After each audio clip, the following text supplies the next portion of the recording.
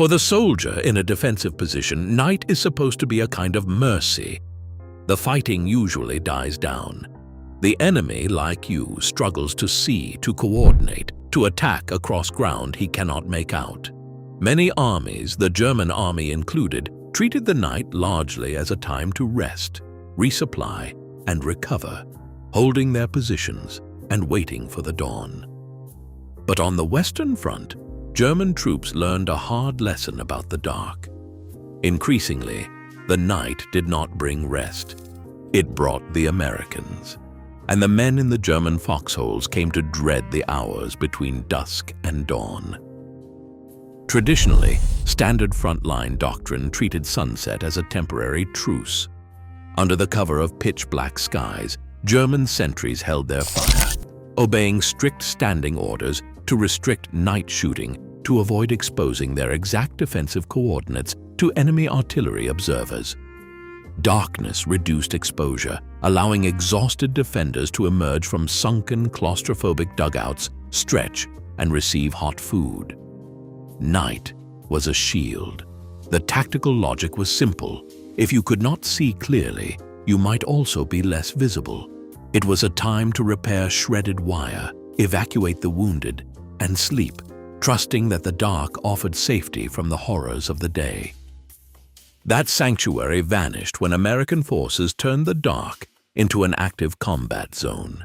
The American Expeditionary Forces treated nighttime as prime operating space.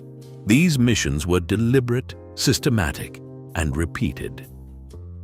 Patrols regularly slipped across no man's land after dusk, transforming the quiet hours into a period of constant pressure. Rather than waiting for daylight, American commanders used the cover of night to map defenses, gather intelligence, and deny the enemy sleep. By refusing to pause, they converted the traditional hours of rest into a continuous, active phase of war. These operations functioned as a calculated, systematic program. To American commanders, the night patrol was a versatile, multi-purpose tool designed to dismantle defenses piece by piece. Reconnaissance teams acted as the eyes of the infantry. Moving silently through the dark, they mapped out German minefields, concrete bunkers, and barbed wire barriers that daylight observation could never reveal. Other patrols focused entirely on gathering human intelligence. These specialized squads slipped into forward listening posts to capture sentries, dragging them back across no man's land to be interrogated by divisional staff. Finally, combat patrols executed sudden, violent raids. Armed with shotguns and grenades, their objective was to attack forward trenches, inflict quick casualties, and retreat before the defense could organize. By treating the patrol as an adaptable system, American forces ensured that every hour of darkness brought a different kind of threat.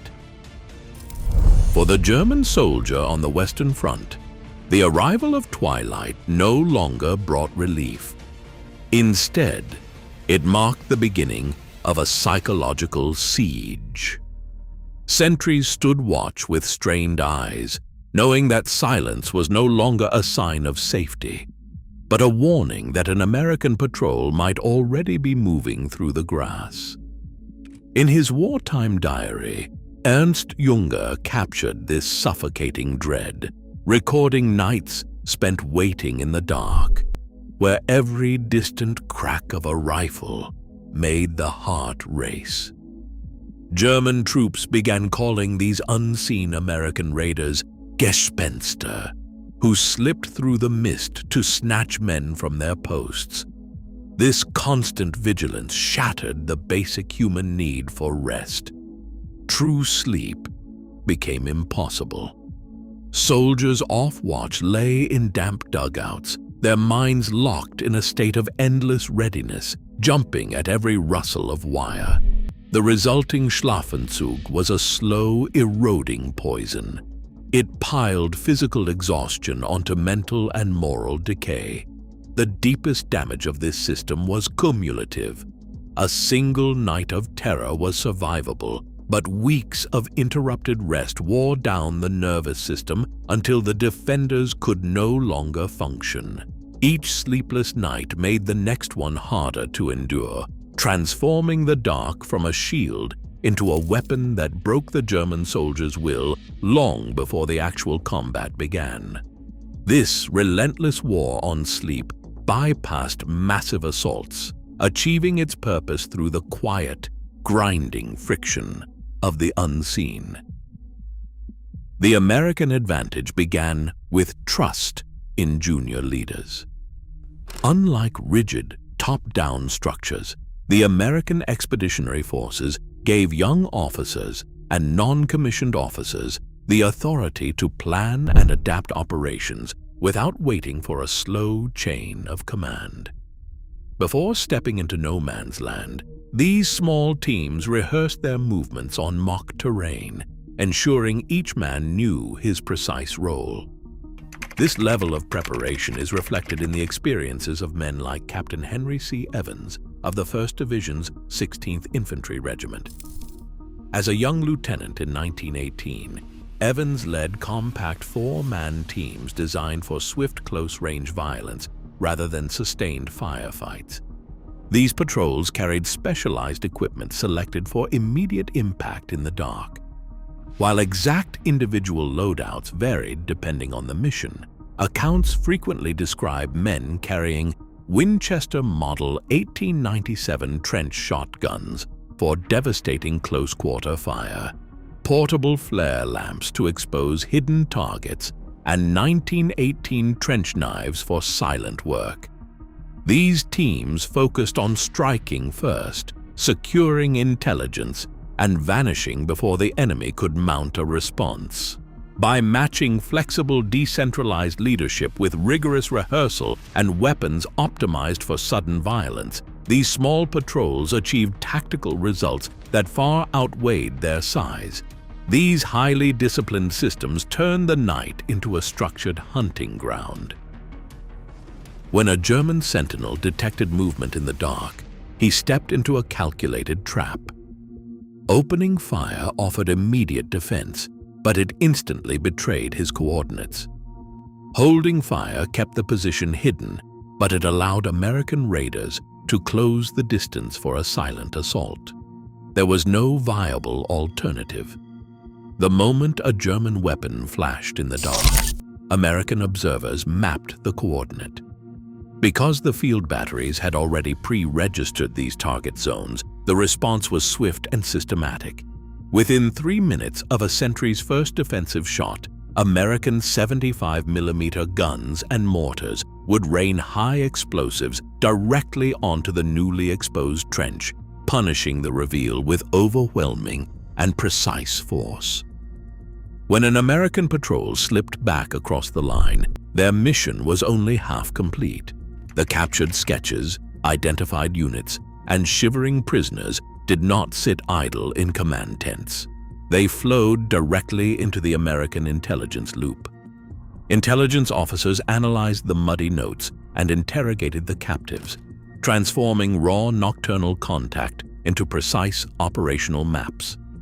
Every captured scrap of paper or mapped machine gun nest shrank the dark space between the lines. Through this systematic processing, a brief silent encounter in the grass became a targeting overlay for tomorrow's bombardment, converting small unit initiative into a relentless, calculated operational advantage. This operational loop drove a doctrine of unceasing pressure. By executing these raids night after night, American commanders converted physical fatigue into a weapon. The impact of these patrols extended far beyond the immediate casualties in the forward trenches. It eroded the confidence of entire German regiments holding the line. When sleep became impossible, the defensive line began to rot from within. For the German soldier, the historical safety of the night disappeared. Darkness ceased to be a shield for recovery, becoming instead a source of terror that offered no safe hour. Today, modern conflict has permanently banished the sanctuary of the dark. The psychological collapse of those sleepless defenders foreshadowed our current reality, where technology ensures the night is never safe. For the modern soldier, the shadows still offer no mercy. Share your thoughts on this tactical legacy below.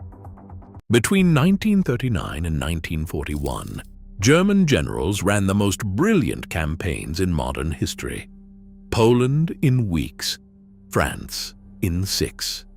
Yet these same commanders made one miscalculation that sealed the Reich's fate before American troops ever reached Europe. They looked at the world's largest industrial economy and saw only softness. What they missed would produce 300,000 aircraft, 86,000 tanks, and a war no brilliance could win. The German General Staff of 1939 was a highly effective professional organization. They possessed a highly refined military system built on speed, decentralized command, and the rapid concentration of armored forces. In Poland, across France, and through the Balkans, this formula achieved spectacular victories that redefined modern warfare. By bypassing fortified positions and penetrating far into enemy rear areas, the Wehrmacht shattered entire armies in weeks. But these early triumphs created a dangerous illusion within the German high command. Success in high-tempo campaigns convinced military planners that rapid maneuver could bypass the necessity of long-term economic preparation. This was the ultimate trap of professional excellence. German commanders mistook their own specialized strengths for the only strengths that mattered in global conflict. It was an operational philosophy built on the assumption that speed and tactical skill could always overcome material mass. With Adolf Hitler serving as the political center of this confidence, the generals began to view swift, decisive victory as a universal law of warfare. They came to believe that operational planning and aggressive execution could always preempt an opponent's capacity to build a slower, stronger defense. German strategic planning viewed the United States through the distorting lens of racial and cultural prejudice. Adolf Hitler and propaganda minister Joseph Goebbels did not see America as a peer military-industrial threat. They saw a divided, mongrel nation. In private monologues recorded in his table talk, Hitler dismissed the United States as a society that had become rich too soon, filled with people too comfortable and soft for the realities of hard war. Goebbels routinely filled his diaries with contempt for American consumerism, viewing their material abundance as proof of a lack of martial spirit. To the Nazi leadership, German victory would be delivered by willpower, blood, and the warrior spirit, qualities they believed a materialistic democratic society could never possess.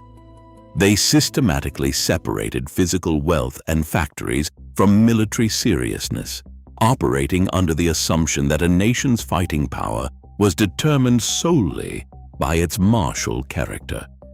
This was a worldview wrong in every important respect.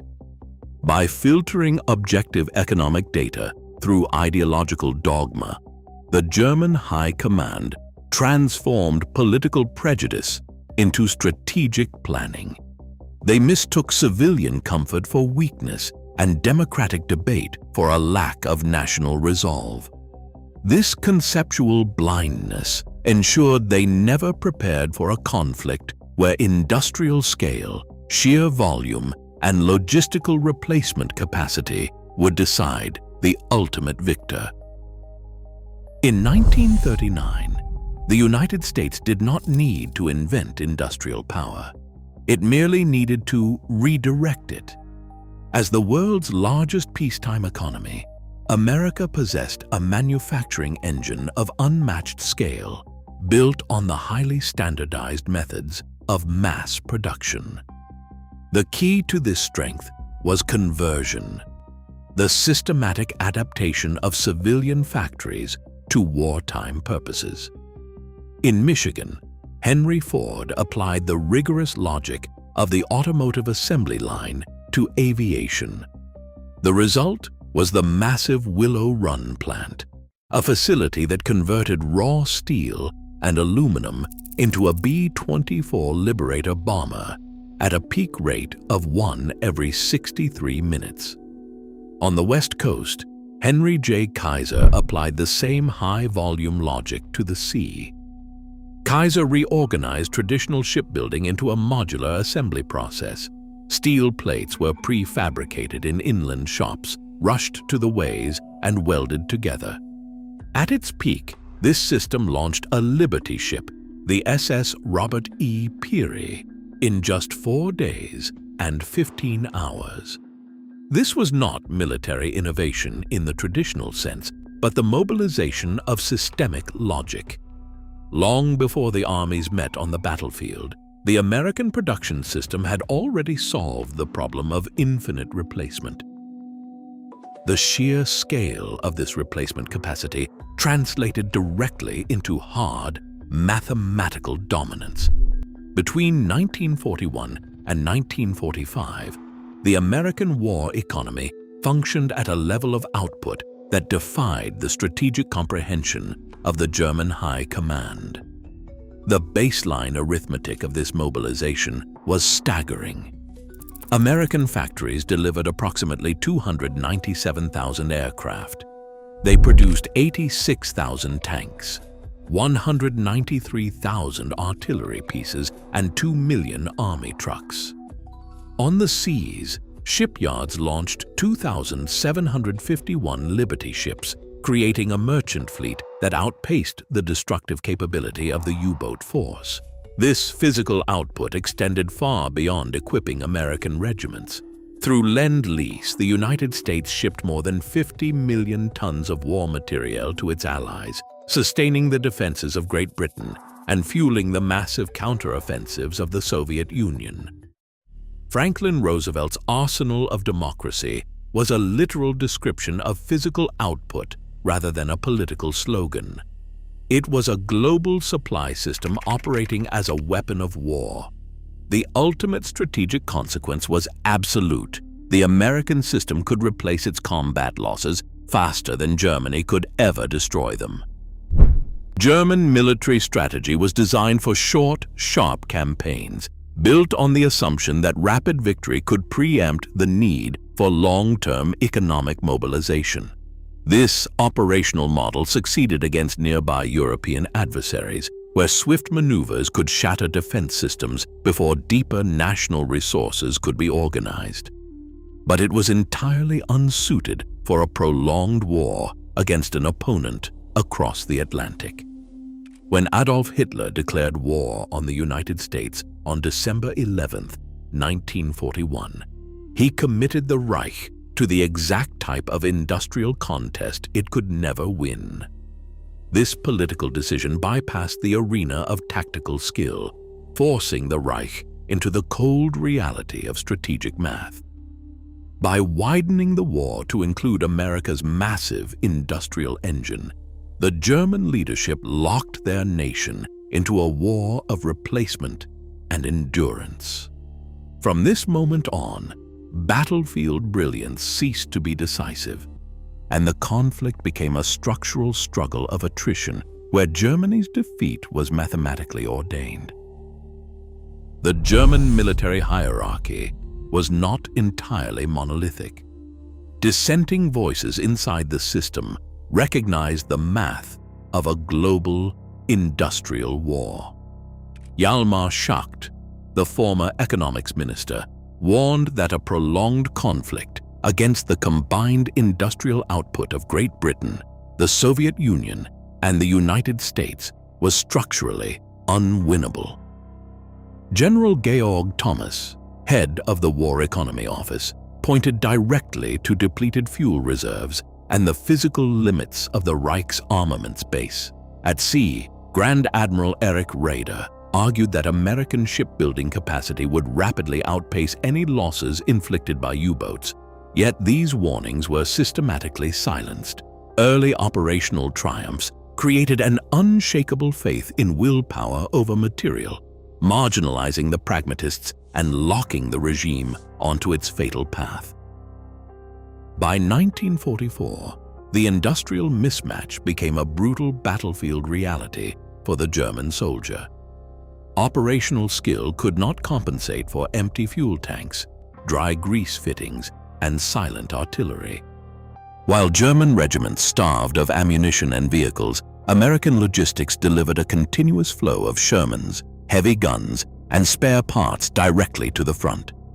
Even the Atlantic shipping lanes had been secured, as mass-produced escort vessels turned convoy defense into an industrialized process. The late war campaigns in Lorraine and the Ardennes exposed the mathematical futility of the German strategy.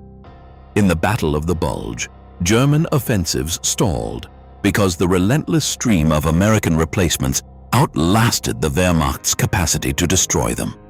Endurance, shipping, and production decided the outcome. Material was its own kind of will. Today, the fatal temptation to mistake tactical brilliance for systemic strength remains. When modern powers undervalue industrial mass, they repeat this ruinous error. In long conflicts, material is its own kind of will, a reality we ignore at our peril. Share your perspective in the comments. German officers were, by training and temperament, men of order. They believed in clear chains of command, in precise orders flowing from the top down, in discipline expressed through control. So when they began to study how the Americans used their radios, many of them were genuinely baffled. What they heard sounded like chaos. Casual voices, constant chatter, sergeants talking directly to pilots, tank crews talking to infantry, plain language, sometimes slang, where the Germans expected formal procedure and code. To a German officer, it looked undisciplined, it looked amateurish, and it was beating them. German intercept operators, sitting in darkened signals vans behind the front lines, pressed their headphones close. What they monitored on the Allied frequencies was a relentless torrent of noise.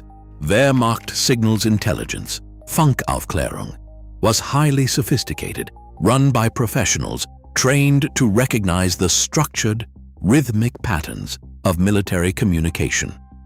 They expected the crisp, clinical transmission of coordinates, the formal handoffs of command, and the rigid discipline of encoded messages.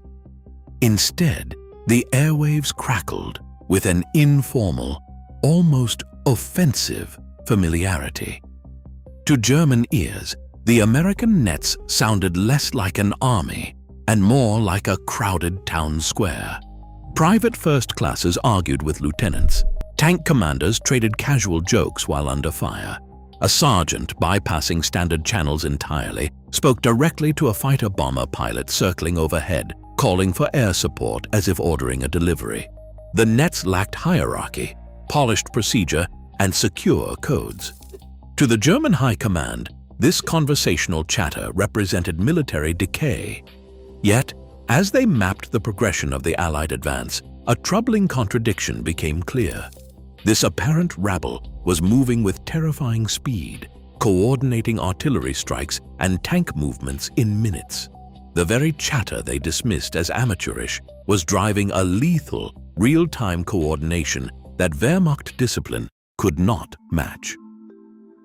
The German army entered the war with a highly advanced operational philosophy. In theory, their 1933 manual, Truppenführung, championed Auftragstaktik, or mission-type orders. This doctrine gave subordinate officers the freedom to decide how to execute a command, as long as they met the commander's intent. It was a formidable system that had enabled rapid victories across Europe. But under the immense strain of total war, this ideal eroded. Nazi high command, increasingly dominated by Adolf Hitler's micromanagement pushed decision-making upward. Subordinates faced a culture where deviation from detailed orders carried severe risks. German tactical communication remained top-down and tightly controlled, requiring explicit clearance before units could adapt to changing battlefield realities. The Americans, by contrast, built a combat culture that normalized initiative at the lowest levels. Rather than relying on a rigid hierarchy, the U.S. Army expected its junior officers, sergeants, and even corporals to make immediate decisions on the ground. When plans fell apart, these men did not wait for orders to filter down from headquarters. They negotiated solutions in real time. This was a decentralized command system designed to run at the speed of conversation. To a disciplined German observer, it looked like sheer chaos. But on a fluid battlefield, that chaos was the point. This talkative American style had a concrete foundation in industrial production. While German military theory valued flexible response, their material reality was strictly limited. The Wehrmacht never manufactured enough radios to construct a uniformly flexible network. Early in the war, a German tank platoon operated under a stark equipment divide. Only the platoon commander's tank carried the Fu-5 transmitter, while the other tanks carried the Fu-2, a receiver-only set. Tank crews could listen to orders, but they could not broadcast replies.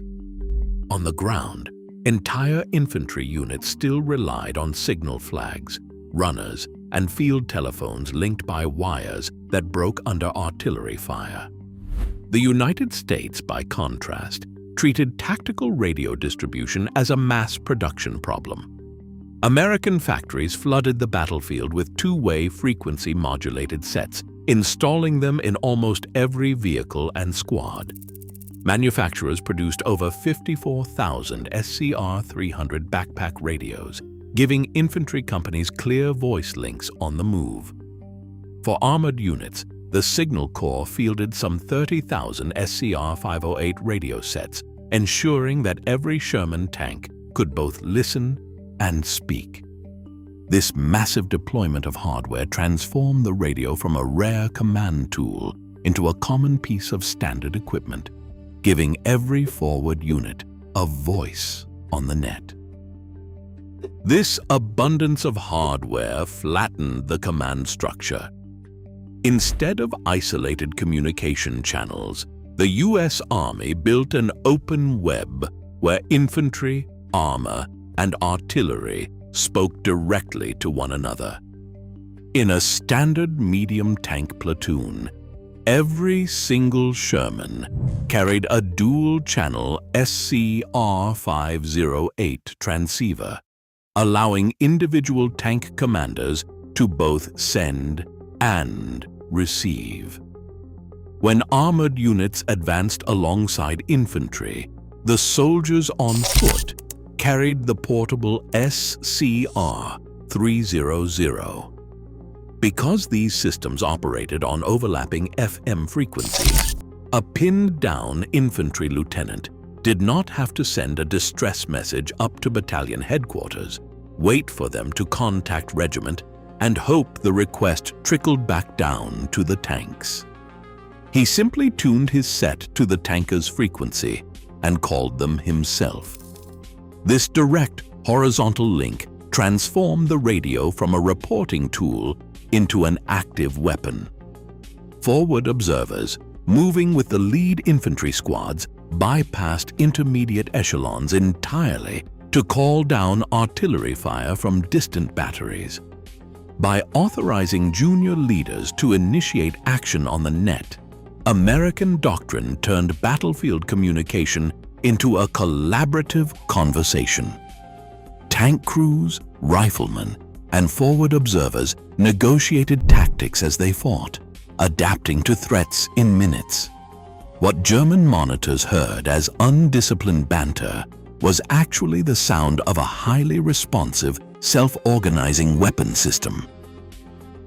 When German intelligence intercepted American radio nets, they registered a complete breakdown of military order. They measured discipline by their own rigid standard, where authority flowed strictly from the top down. But what they misread as sloppiness was actually a decentralized command system working at the speed of conversation. That relaxed voice on the radio belonged to a soldier making a real decision on the spot, without waiting for permission. This system was defined by lower-ranking authority and absolute institutional trust, turning casual chatter into immediate tactical action that caught the disciplined Wehrmacht off guard. During the German counteroffensive at Mortain in August 1944, the Wehrmacht expected their sudden blow to shatter the American line. Instead, they met a wall of responsive fire. Second Lieutenant Robert L. Weiss, forward with a 35-pound SCR-300 radio, bypassed standard channels to call 193 separate fire missions directly. Within minutes, 300 American guns from multiple directions were massing steel on German armor. Wehrmacht commanders, accustomed to methodical coordination, complained in after-action reports of an unnatural speed of recovery. They watched their attacks stall within 10 minutes of first contact. While German assessments blamed raw material abundance, the actual driver was structural, an active network of open voices and the absolute trust placed in a junior officer on the ground. This continuous stream of voice traffic did more than route requests. It constructed a shared, real-time picture of the entire battlefield. A tank commander listening to the ambient chatter could overhear nearby infantry in trouble and move to support them before an official order ever cleared headquarters. This apparent noise was distributed, awareness updating itself second by second. The Germans were not blind to this power. They had pioneered radio-coordinated armor during the Blitzkrieg. But late-war material shortages and an increasingly centralized command structure prevented them from matching a system where chaos was the point and more voices meant faster survival. Today, modern conflict moves even faster, yet the fundamental lesson remains. True operational power is not found in rigid control, but in trust. In a networked world, decentralized voices will always outpace a silent, perfect chain of command. Sometimes the chaos is the point. Subscribe for more historical insights. German U-boat crews called it the happy time, hunting convoys in darkness, sinking millions of tons, nearly strangling Britain into surrender. By war's end, 3 out of 4 of those submariners were dead. What turned these hunters into prey was not a single weapon. It was something far more terrifying. And it began the moment the darkness stopped keeping them safe. In the vast, unprotected expanses of the Atlantic, the Type 7 submarine reigned supreme. German crews knew this early phase of the war as the happy time, a period of unchecked aggression where the ocean felt less like a battleground and more like a private hunting ground. Operating in highly coordinated groups known as wolf packs, these submarines slipped through the gaps in Allied defenses to strike at night. They hunted from the surface, silhouetted against the dark horizon, turning convoy lanes into burning corridors of steel. By mid-1942, millions of tons of merchant shipping lay at the bottom of the sea, and Britain's vital supply lines faced complete rupture. To the crews inside the steel hulls, their dominance felt absolute, an illusion of invincibility forged in the murky, shadow-draped waters of the ocean. The fearsome reputation of the U-boat hid a technical reality. The Type 7, the workhorse of the German fleet, was a surface vessel designed to submerge temporarily. On the ocean surface, 2 supercharged diesel engines, producing up to 1,600 horsepower, propelled the boat at speeds up to 18 knots. This surface exposure provided the speed and range needed to stalk merchant convoys across thousands of miles of open sea. However, these diesels required a constant supply of atmospheric oxygen to function. To submerge, the crew had to shut down the diesels and switch to electric motors powered by heavy lead-acid batteries. Beneath the waves, the U-boat faced extreme limitations. Submerged speed dropped to a crawl, rarely exceeding 8 knots at maximum power. Running at this top speed drained the batteries in less than an hour, forcing the commander to adopt a slow cruising speed of just 2 to 4 knots to conserve energy. Underwater, the vessel was slow and nearly blind, dependent on a periscope with a limited field of view or passive hydrophones that listened to the dark ocean. In this silent realm, the crew relied on sound alone to understand the world above, navigating blind in a three-dimensional battle space. The ultimate limit of the submerged U-boat was time. The batteries could only sustain the electric motors for approximately 72 hours at the absolute slowest speed. Meanwhile, the air inside the cramped steel hull deteriorated with every breath. Without fresh oxygen, carbon dioxide levels rose, causing headaches, lethargy, and eventual suffocation. The crew could not stay down indefinitely. To recharge the batteries and refresh the air, the U-boat had to return to the surface. Night surface running was a biological necessity rather than a tactical choice. If the Allies could find a way to strip away the safety of the dark, the very design of the U-boat would turn it into a steel tomb. In 1941, the development of the cavity magnetron stripped away the U-boat's primary defense. This British technological breakthrough enabled the deployment of 10-centimeter microwave radar, designated as Type 271 on escort vessels and ASV Mark III on patrol aircraft. For the first time, Allied operators could detect the low-profile metal hull of a surfaced submarine through dense Atlantic fog or absolute pitch darkness from distances of several miles. To a German crew climbing the conning tower ladder, the night still felt like a protective shield. Lookouts scanned the black horizon, believing the darkness concealed their movements as the diesel engines roared, recharging exhausted batteries and forcing fresh air into the foul, sweat-soaked hull. But miles away, an unseen escort was already tracking their exact coordinates, matching their speed and closing the distance. Because these microwave radar beams were entirely invisible, U-boat crews were exposed long before they realized they had been spotted. The watch crew stood completely vulnerable, unaware that their precise position was already plotted on an enemy bridge. The old routine of night surface running, once their safest tactic, became a deadly gamble. When the realization of discovery came, diving offered no clean reset.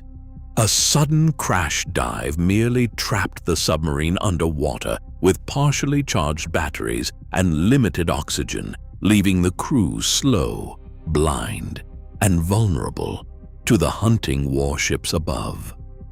The safety of the dark was gone, replaced by the constant, silent dread of an invisible eye that could penetrate the thickest shadow.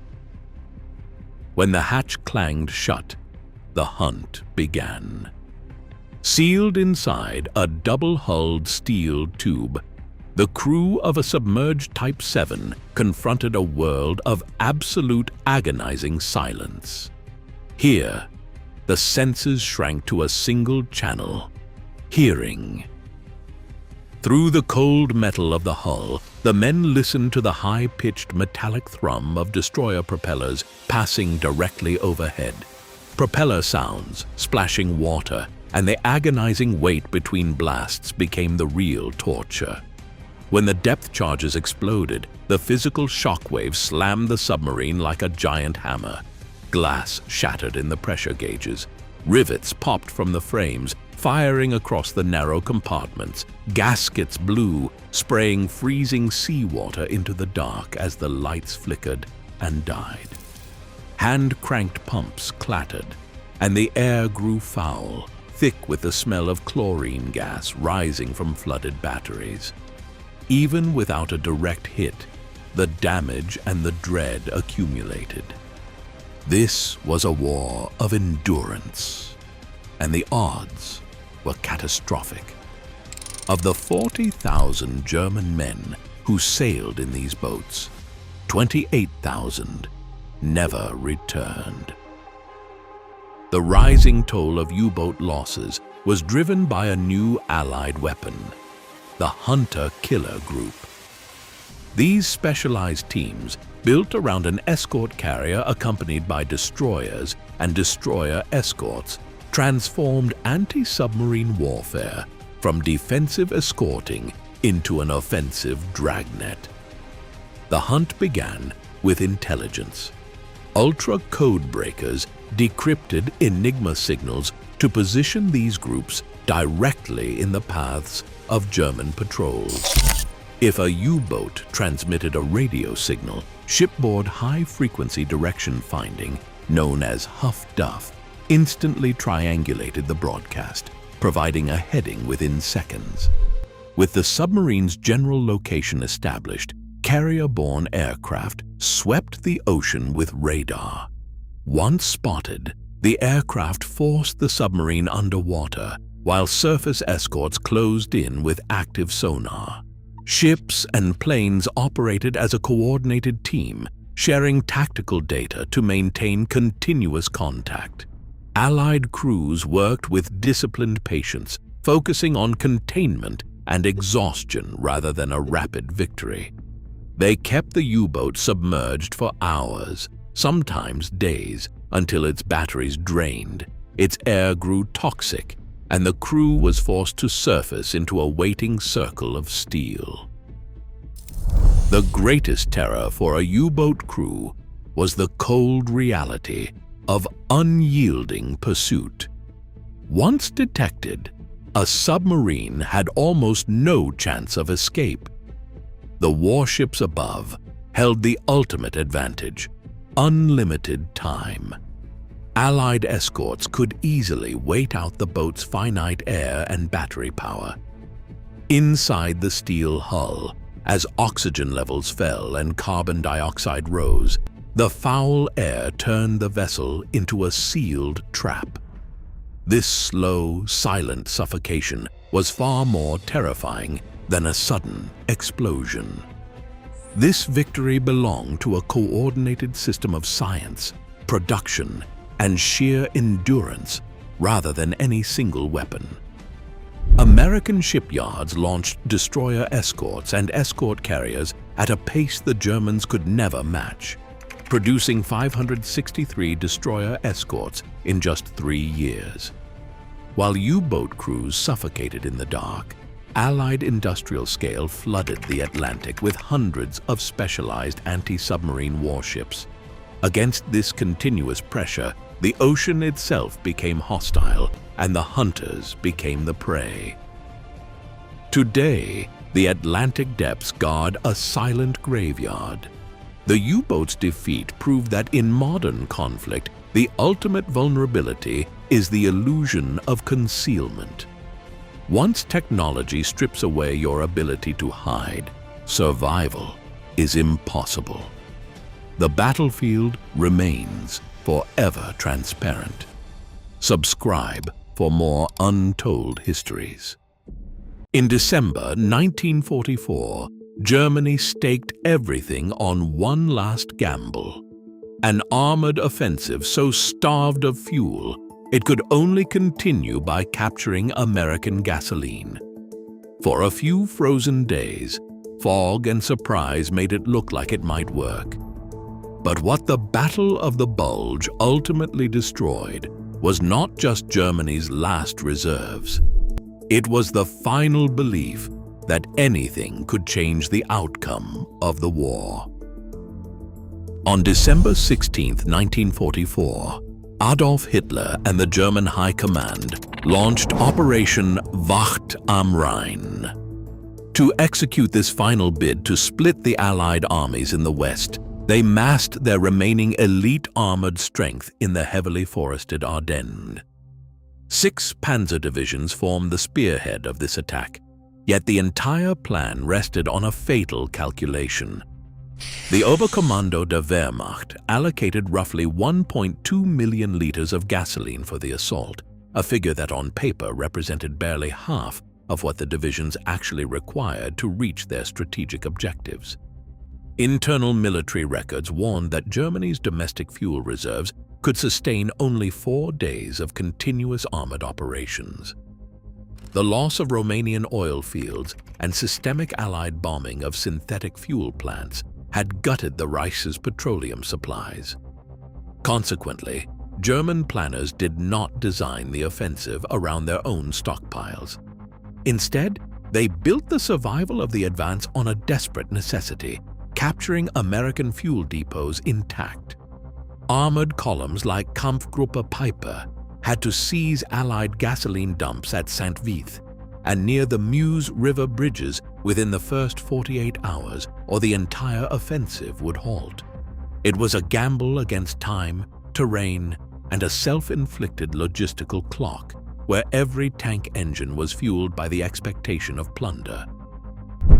At dawn on December 16th, a thick, freezing fog settled over the snow-covered canopy of the Ardennes, grounding the Allied air forces and masking the German advance. For the frontline soldier pushing through the frozen undergrowth, the sudden silence of the skies felt like a shield. After months of retreating under relentless air bombardment, they moved forward without the constant threat of overhead strikes. As the spearheads breached the thin American lines, capturing crossroads and taking hundreds of prisoners, a long dormant confidence rippled through the ranks. On paper, the front line was bending, carving out a deep protrusion that gave the battle its name. For the soldiers freezing in the muddy trenches, the momentum felt real. It looked as though the High Command's desperate gamble might actually succeed, transforming a feared suicide mission into a spectacular breakthrough. Yet, this early progress was an illusion sustained entirely by the climate. The blinding mist and sub-zero temperatures that hid their movements also slowed their own logistical columns, turning narrow, icy mountain passes into gridlocked bottlenecks. Every mile gained pushed the panzers further from their dwindling fuel supplies, relying on a temporary meteorological window that was already beginning to close. By December 20th, the German advance slowed at a critical crossroads town, Bastogne. Here, 7 paved roads converged through the rugged terrain, making the town the indispensable gateway to the Meuse River. Elements of the American 101st Airborne Division, along with scattered armor and infantry units, were completely surrounded by a tightening ring of 4 German panzer divisions, 2 infantry divisions, and a paratroop division. Inside the pocket, the defenders faced sub-zero temperatures and heavy snow. Medical supplies, food, and ammunition were dangerously depleted. On December 22nd, a German delegation carrying white flags approached the American lines with a written ultimatum from the commander of the 47th Panzer Corps. The note demanded an honorable surrender within 2 hours, warning that refusal would mean the total annihilation of the town by heavy artillery. The acting American commander, Brigadier General Anthony McAuliffe, read the demand and dictated a single terse word in reply: nuts. Written on a memo pad, the response left the German officers completely bewildered. forcing them to ask what the slang term meant. For the German soldiers waiting in the frozen tree lines, the refusal was a stark psychological blow. They had been trained to expect that an isolated enemy, cut off and freezing, would quickly break. Instead, the Americans held their thin perimeter, enduring constant attacks until December 26th, when elements of the 4th Armored Division broke through the German cordon. Bastogne did not fall, and German assumptions of a rapid Allied collapse lay shattered in the snow. On December 23rd, the freezing fog that had shielded the German advance for a week suddenly swept away. A massive high-pressure system cleared the Ardennes skies, exposing the entire offensive to the full weight of Allied air power. Over 12,000 sorties flooded the airspace. Below, the German spearheads were caught completely defenseless. Stretched for miles along narrow, icy forest roads, the armored columns had nowhere to hide. Because of chronic fuel shortages, German tank crews lacked the gasoline to maneuver or disperse into the tree lines. They were static targets. Allied fighter bombers systematically hunted down the stranded fuel trucks, ammunition carriers, and panzer tanks, turning the congested mountain passes into burning scrapyards. At the same time, the return of clear visibility allowed American forward observers to coordinate devastating artillery strikes. Over 1,600 big guns synchronized their fire with the aerial bombardment, targeting the congested choke points. This combined onslaught shattered any remaining German tactical cohesion. The Americans had absorbed the initial shock of the surprise attack, and they now used their overwhelming material superiority to reverse the battlefield balance. For the German soldiers trapped in the open, the clear blue sky was a death sentence. The offensive had relied entirely on the winter weather to neutralize Allied air dominance, but that meteorological shield was gone. Every stalled tank and burning supply convoy proved that the gamble had failed, and the offensive's last chance disappeared in the open sky. By January 1945, the retreating German columns left behind more than rusted armor in the snow. They left behind the myth of a miracle recovery. The failed offensive had consumed the last strategic reserves of the Third Reich. Over 100,000 German soldiers were killed, wounded, or captured in the frozen woods. Nearly half of the Panzer IV tanks that had spearheaded the assault lay destroyed or abandoned. These losses in men, fuel, and armor were absolute. There were no more reserves to call upon, no more fuel to harvest, and no veteran replacements to rebuild the divisions. For the survivors, the memory of the Ardennes was permanently scarred by a savage desperation. It was a battle defined not only by the brutal cold, but by war crimes, such as the execution of 84 American prisoners of war at the Baunäs crossroads near Malmedy. The sheer violence of the campaign stripped away any remaining illusions of a sustainable defense. What haunted the German veterans in the decades that followed was the realization of finality. They had executed their plans with total tactical surprise under the protective cover of winter weather, using their most elite armored divisions. Yet, the American army had absorbed the blow, recovered, and shattered the advance with overwhelming material strength. If Germany's best remaining strike, delivered under perfect conditions, could not alter the course of the conflict, then nothing could. In the frozen valleys of the Ardennes, the belief in a favorable peace did not just falter, it died. The survivors trudged back to a collapsing homeland, carrying a quiet, heavy certainty. The war was already lost. Today, the quiet Ardennes forests hide the scars of 1944. Yet the battle's truest legacy is psychological. The haunting moment a soldier realizes that their sacrifice is entirely in vain. That realization remains the quietest, most devastating casualty of war. Share your thoughts in the comments. Across all of these dossiers, we have looked at the American way of war one piece at a time. The artillery that arrived without warning, the tanks that came in endless tides, the bombers and fighters that owned the sky, the supply lines drowning in plenty, the radios humming with decentralized command, the patrols that stole the night. Each of these on its own was a formidable thing. But the German defender did not face them one at a time.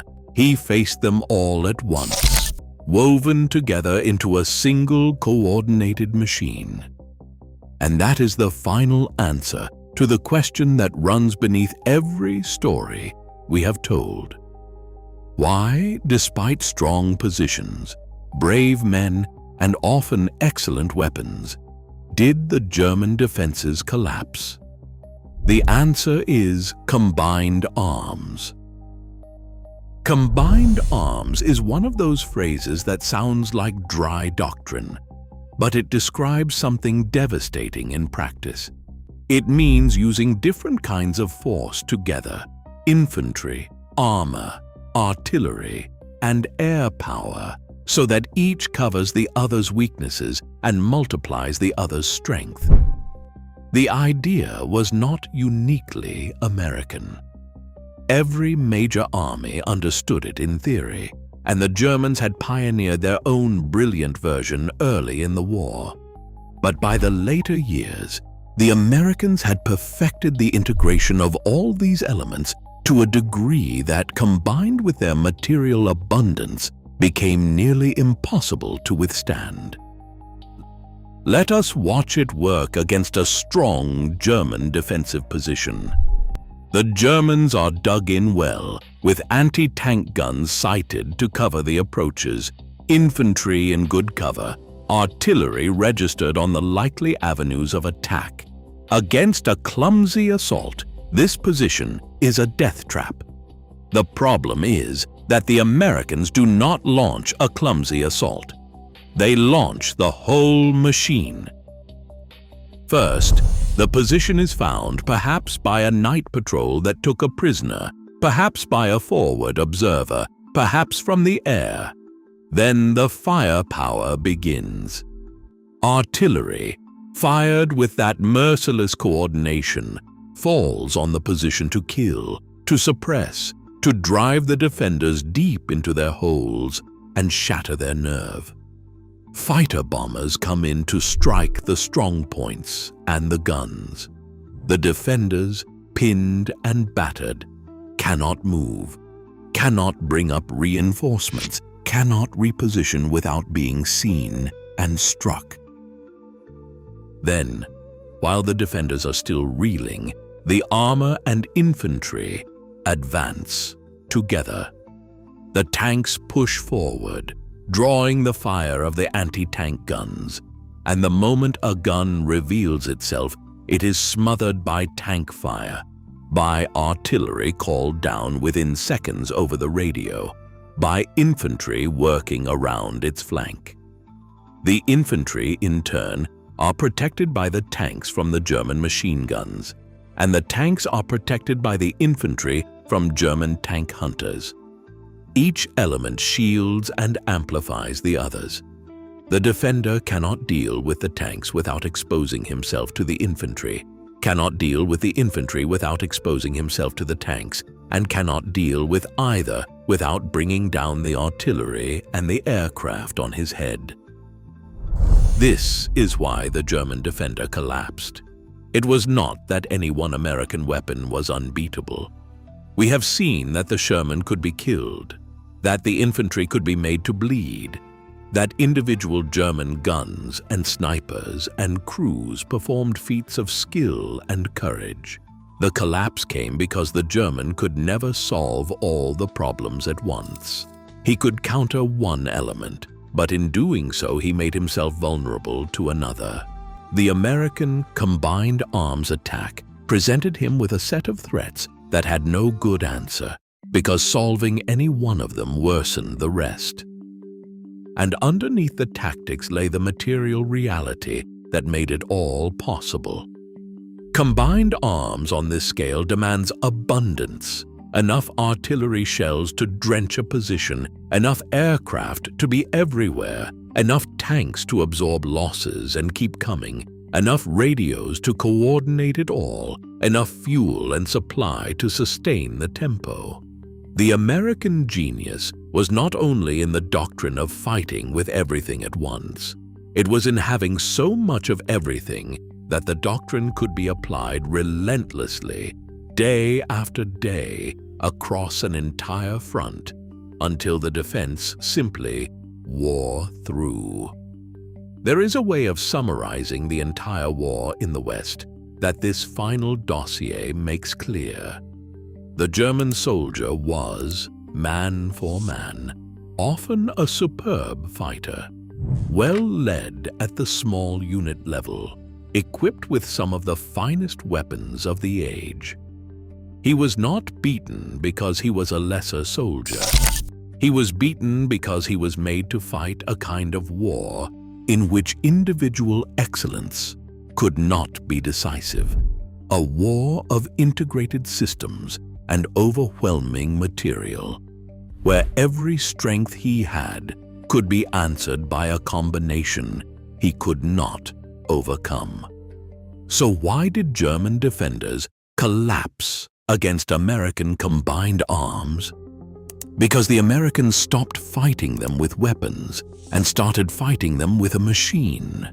A seamless integration of fire and movement, of steel and supply, of every arm working as one.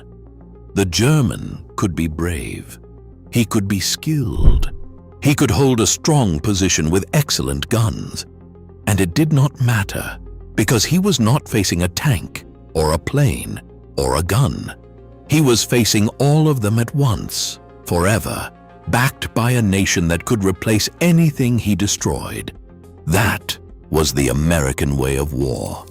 And in the end, it was the way the war was won. The German anti-tank gunner was one of the most dangerous soldiers on any battlefield of the war. He was often equipped with superb weapons, high-velocity guns capable of punching through almost any Allied tank, and served by brave and well-trained crews who had stopped Soviet armor on the Eastern Front and bled the Allies in the hedgerows of Normandy.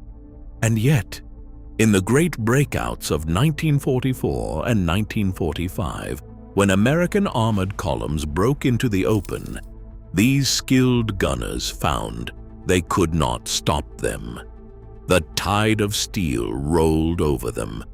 To understand why is to understand how the Americans turned the tank from a weapon into a flood. It was not that the German guns failed. In a static defense, dug in and waiting, a German anti-tank gun could be murderous. The problem was that the Americans, having learned hard lessons earlier in the war, increasingly refused to fight the kind of battle in which the anti-tank gun was decisive.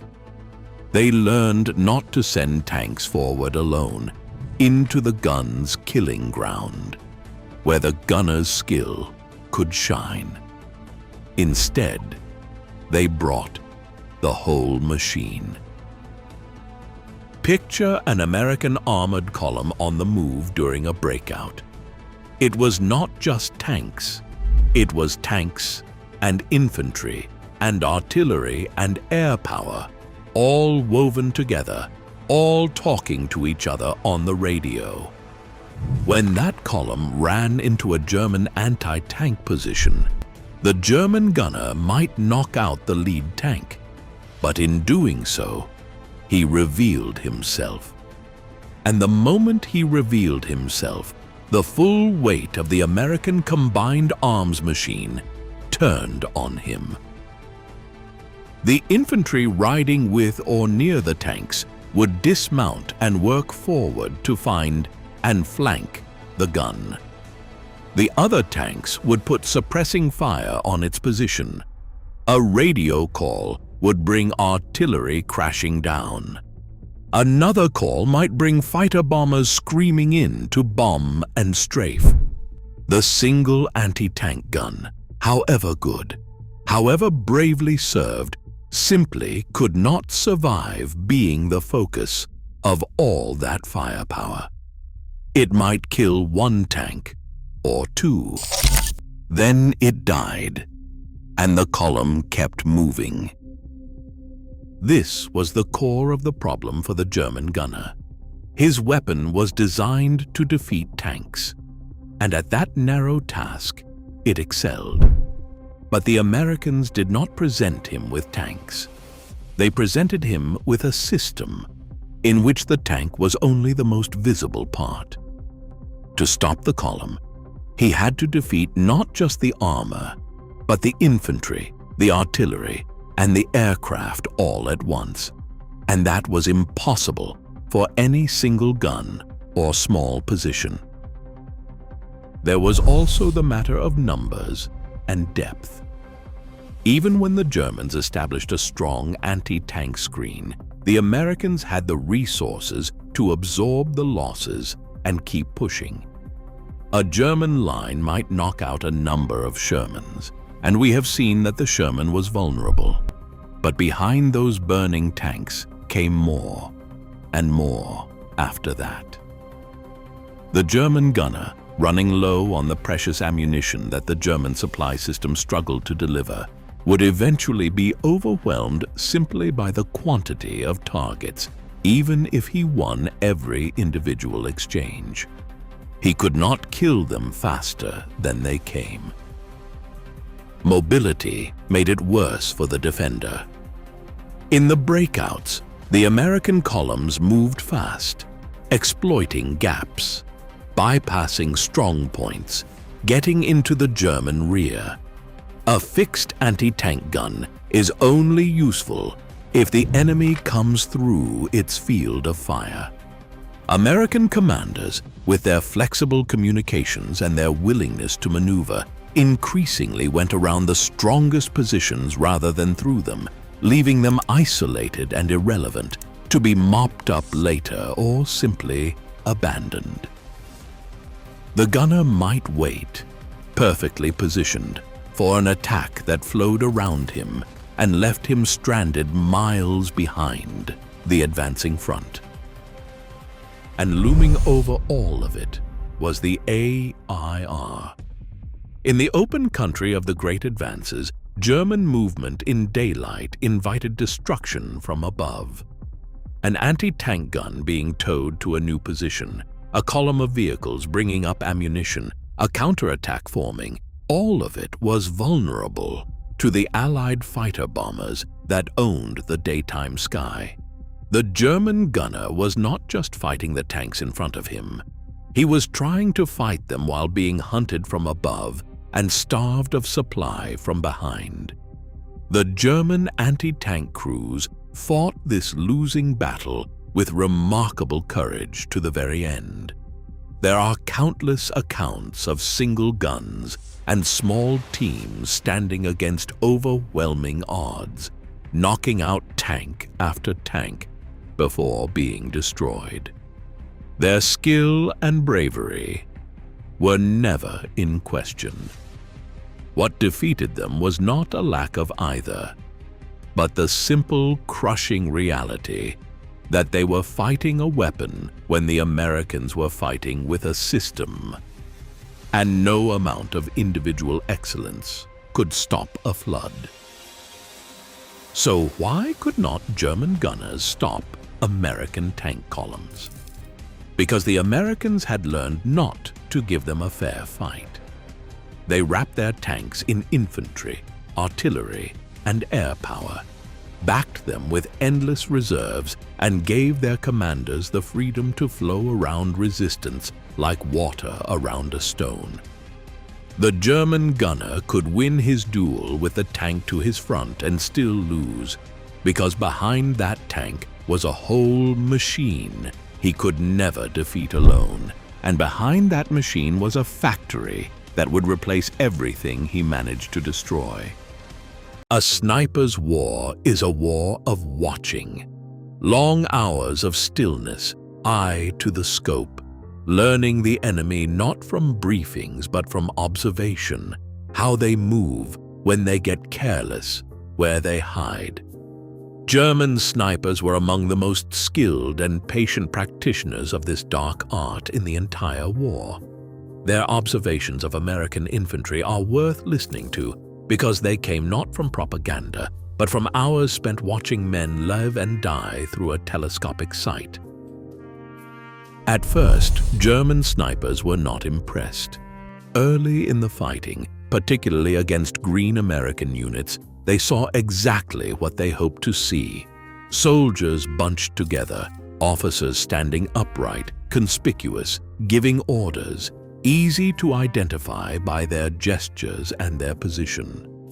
Men who stopped in the open, who silhouetted themselves on ridgelines, who did not yet understand that a quiet battlefield is often the most dangerous kind.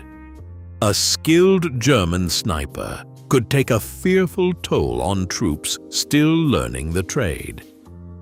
But the German snipers noticed something else, and it was the thing that mattered. The Americans learned. They learned fast, and they learned in a way that was distinctly their own. The first change the snipers observed was in how the Americans dealt with the threat of being watched. Veteran German riflemen expected the enemy, once a sniper started taking shots, to go to ground, to freeze, to try to wait the sniper out, the natural human response, and some did. But increasingly, the Americans did the opposite of what made a sniper's job easy. Instead of pinning themselves down, they answered overwhelming observation with overwhelming firepower. This was the pattern that German snipers came to dread. The sniper would take his shot. In a well-trained German unit, the response to a single sniper might be a careful, methodical counter-stalk. But the American response, again and again, was to bring the entire weight of their material abundance down on the sniper's suspected position. A suspected sniper in a church tower did not get a duel. He got a tank round through the tower. A sniper in a tree line did not get a patient hunt. He got a mortar barrage, artillery, a hail of fire from every weapon that could be brought to bear. To the German sniper, this was both shocking and deeply unfair by the standards of his craft. He was used to a contest of skill, patience against patience, marksman against marksman. The Americans turned it into a contest of resources, and in that contest, the sniper always lost. One man's skill, however great, could not survive being answered by a tank. German snipers learned to take a shot and move instantly, because to fire twice from the same place was to invite annihilation. The snipers also noticed how the Americans moved as the war went on. The bunching disappeared. The men spread out, using the natural cover of the terrain, advancing in rushes, some men firing to keep the enemy's heads down, while others moved, then switching. Officers stopped making themselves obvious. The Americans grew wary of distinguishing their leaders by visible rank or conspicuous behavior, having learned that snipers hunted command. The whole texture of American movement changed from the clumsy advance of green troops to the careful, firepower-heavy bounding of veterans. And there was the matter of fire superiority. German snipers observed that American infantry, when contacted, generated an astonishing volume of fire almost instantly. Part of this was the semi-automatic rifle that most American infantry carried, a weapon that let an ordinary rifleman put out far more aimed shots than a soldier working a bolt action by hand. To a sniper trying to operate near a firefight, this wall of return fire made every movement deadly. The Americans did not need to find the sniper precisely. They could saturate the area he might be in. There is a recurring note in accounts from German marksmen: the frustration of facing an enemy who would not play the sniper's game. The German sniper's entire value lay in patience, in the single perfect shot, in the slow erosion of the enemy's nerve. The Americans countered patience with violence and time with steel. They were, in a sense, willing to spend enormous quantities of ammunition and effort to kill one hidden man. And they had the ammunition and effort to spend. This tells you something about the whole war, glimpsed through a single scope. The German sniper represented a philosophy of war based on individual excellence, the highly trained specialist achieving outsized results. The American response represented a different philosophy entirely, that no individual specialist, however good, should be allowed to matter, because he could always be erased by the application of overwhelming material force. It was the same logic that built 50,000 tanks and filled the sky with bombers, now playing out in the duel between one hidden rifleman and the army that refused to duel him. So what did German snipers notice about American infantry movement? They noticed soldiers who started as easy targets and became, through hard and fast learning, careful and dangerous veterans. But more than that, they noticed an enemy who answered the patient, skillful art of sniping with a brutal and simple counter-philosophy. We will not match your skill, we will bury it. And for the German sniper, watching through his scope as a tank turret swung toward his hiding place, that was the most chilling observation of all. On paper, the American paratrooper should have been easy to beat. German commanders knew the theory of airborne warfare, and they knew its weaknesses better than most. They had paid for that knowledge in blood during their own costly airborne assault on Crete earlier in the war. A paratrooper jumps in lightly armed. He lands scattered, often miles from his comrades, without heavy weapons, without vehicles, without reliable supply, deep behind enemy lines. By every conventional measure, he is at a terrible disadvantage. And so German commanders, facing the American airborne, expected to mop up isolated, confused, under-equipped men. They were wrong, and the way they were wrong taught them something they never forgot. The first great test came in Normandy. In the darkness before the dawn of the invasion, thousands of American paratroopers dropped behind the German coastal defenses, and the drop was, in many ways, a disaster. Exactly the kind of disaster the German commanders had predicted. The aircraft, dodging flak and clouds, scattered their loads across the countryside. Paratroopers landed far from their objectives, alone or in tiny groups, lost in the dark, in unfamiliar hedgerow country, surrounded by the enemy. By the German playbook, this scattered force should have been combat ineffective. And here is where the German commander's calculation broke down. The very scattering that should have destroyed the American airborne instead created a different kind of nightmare. Small bands of paratroopers, often led by whatever sergeant or lieutenant happened to be present, did not wait for orders or try to reach their original objectives. They improvised. They attacked whatever was in front of them. They cut telephone lines, ambushed convoys, seized crossroads, and created chaos across the entire German rear. For the German commanders, the effect was paralyzing. They could not form a clear picture of the threat because the threat was everywhere and nowhere. Reports flooded in of American paratroopers in a dozen places at once. Was it a major attack here or a raid there? Where was the main effort?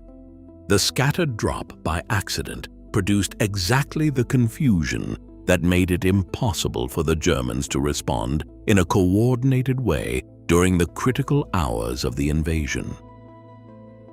The Germans had counted on the paratroopers' disorganization. They had not counted on the paratroopers being comfortable with it. This was the deeper thing the German commanders had underestimated, not the equipment of the American airborne, but the mentality. These were elite volunteers, trained relentlessly, selected for aggression and independence, conditioned to keep fighting when isolated, leaderless, and outnumbered. A German commander expected a surrounded, scattered enemy to seek to surrender or escape. The American paratrooper, trained for precisely that situation, instead became more dangerous when cut off, because being cut off was what he had been built for. The lesson was driven home again at Bastogne. When the German offensive surged through the Ardennes, it surrounded the town and the American airborne troops defending it. Once again, the conventional logic was clear. Surrounded, outnumbered, short of ammunition, cut off from supply in the freezing cold, the defenders should have collapsed. And once again, the paratroopers did the opposite. They held the perimeter against repeated assault, fighting in the snow with whatever they had, refusing the German surrender demand with open contempt, and buying the time that turned the entire battle. German accounts of facing the American airborne carry a distinct note of respect, sometimes grudging, sometimes outright. These were not the soft, scattered, easily beaten troops the doctrine had promised. They were tenacious beyond reason, aggressive when they should have been desperate, and cohesive even when physically scattered across the landscape. The Germans had judged the paratroopers by their equipment and their tactical situation. They had failed to account for the thing that does not show up on a strength report: the will and training of the men themselves. There is an irony here worth noting. The Germans, who had pioneered airborne warfare, who had once dropped their own elite from the sky in daring assaults, should have understood the breed better than anyone. But they had largely abandoned large-scale airborne operations after their own painful losses, and perhaps that made them too quick to write off the concept and the men who embodied it. They saw the lightly armed soldier falling from the sky and forgot that the soldier mattered more than the weight he carried. So, why did German commanders underestimate American paratroopers? Because they did the math on paper. Light weapons, scattered drops, no supply deep behind the lines, and the math said the airborne should fail. What the math could not capture was the kind of man who volunteered to jump into that situation and the training that taught him to thrive in it. The German commanders learned in the hedgerows of Normandy and the snow of Bastogne that you cannot weigh a paratrooper's courage on a scale of equipment. And it was a lesson written in the ruin of their own plans. By the winter of 1944, German soldiers on the Western Front had seen almost everything war could throw at them. They had faced Soviet tank waves in the east. They had endured the roar of Allied bombers overhead. They had learned to live with fear. But ask the men who survived what they dreaded most, not what killed the most, but what broke their nerve, and the answer was almost always the same. It wasn't the tanks, it wasn't the planes. It was the sky itself opening up without warning. It was American artillery. To understand that fear, you have to understand what made American gunnery different. Every major army in the war used artillery. The Germans were masters of it. The Soviets fired it in numbers that defied belief. But the Americans did something with their guns that no one else could reliably do. They could take dozens of batteries, spread across miles of countryside, and make every single shell land on the same target at the same instant. They called it time on target. The principle was simple to describe and brutally hard to achieve. A shell fired from a gun far away takes longer to arrive than one fired close by. So American fire direction centers calculated the flight time of every gun, then ordered each one to fire at a different moment, the far guns first, the near guns last, so that all the shells, no matter where they came from, struck together in a single, annihilating crash. For the men on the receiving end, there was no warning. With normal artillery, you learned to listen. The first ranging shots gave you a second or two to dive for cover. Soldiers survived for years on that instinct. But a time-on-target strike erased that second of mercy. One moment, the field was quiet. The next, the entire world detonated at once.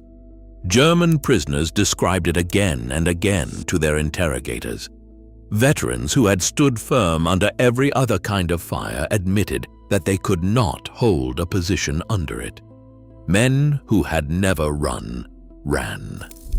The strikes didn't just kill, they unmade the mind's ability to predict, to prepare, to feel any control at all. What made it possible wasn't a wonder weapon. It was something far harder to copy, a system. The Americans had built an artillery network knitted together by radio and telephone, run by trained observers who could call down the fire of an entire division onto a single map reference within minutes. A lone forward observer, crouched in a ruined farmhouse with a radio, could summon the destructive power of 100 guns.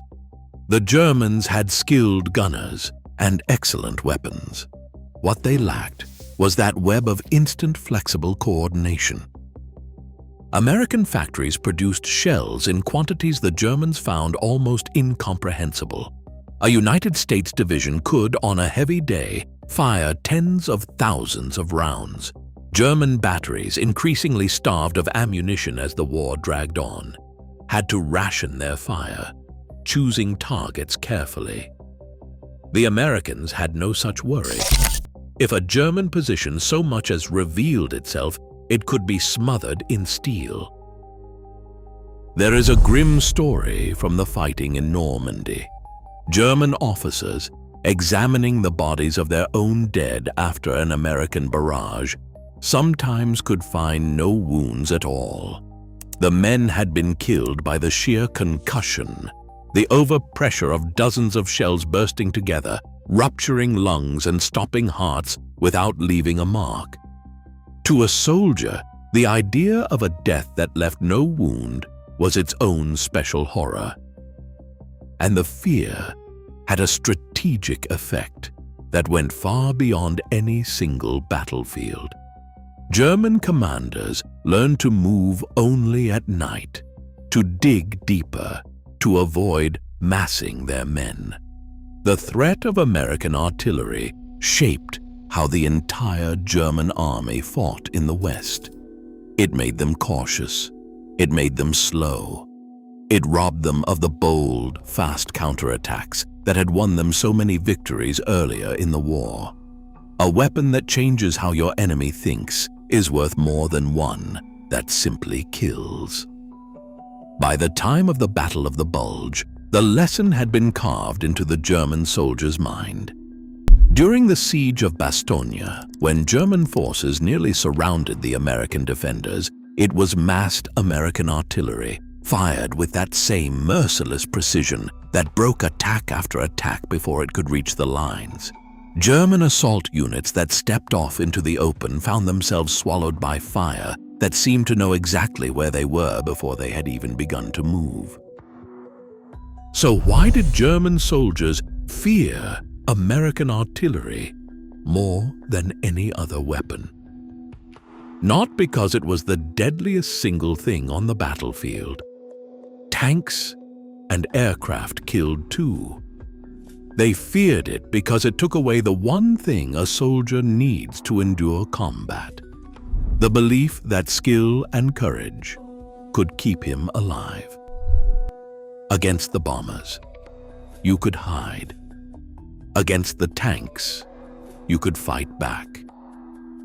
But against a strike that arrived from everywhere at once, without warning, summoned by an unseen voice on a radio miles away, there was nothing to do but pray and wait.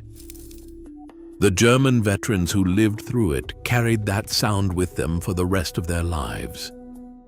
The single world-ending crash of 100 guns speaking as one. It was the sound of an enemy who had turned artillery from a weapon into a system, and in doing so had found a way to reach inside a man's courage and take it from him. Amateurs talk about battles. Professionals talk about supply.